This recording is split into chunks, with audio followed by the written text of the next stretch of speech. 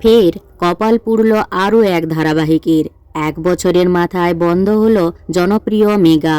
অবাক দর্শক মহল।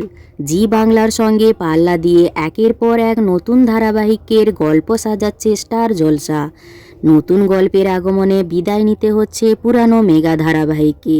শুভ বিবাহের মতো সফল মেগা শেষ হওয়ার রেস কাটতে না কাটতেই এবার বন্ধের পথে স্টার জলসার আরও এক জনপ্রিয় মেগা ধারাবাহিক।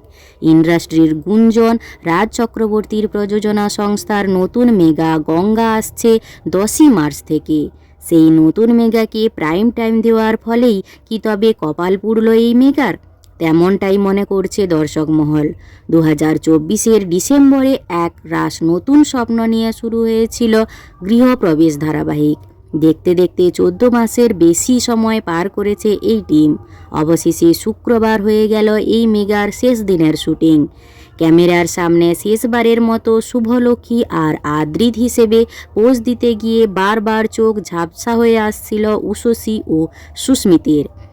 আদ্রিত এবং শুভলক্ষ্মীর সম্পর্কের টানপোড়েন আর ভালোবাসা দর্শকদের বেশ পছন্দের ছিল। হঠাৎ করে এই প্রিয় ধারাবাহিকের শেষের খবরে সমাজ মাধ্যমে মন খারাপ প্রকাশ করেছেন ভক্তরা। গৃহপ্রবেশ যেমন নতুন সংসার আর লড়াইয়ের গল্প শুনিয়েছিল, তা ছোট পর্দার দর্শকদের মনে ছাপ রেখে গিয়েছে। শুক্রবার ক্যামেরা লাইট অ্যাকশন চিরতরে নিভে গেল গৃহপ্রবেশের সেটে। এবার শুধু সময়ের অপেক্ষা। আগামী কয়েকদিনের মধ্যেই পর্দায় সম্প্রচারিত হবে এই মেগা ধারাবাহিকের অন্তিম পর্ব। এই গৃহপ্রবেশ ধারাবাহিকটি আপনাদের কার কার প্রিয় ধারাবাহিক ছিল তা জানিও। আর ভিডিওটি ভালো লাগলে একটি লাইক করে পিউ 14 পেজটি ফলো করুন।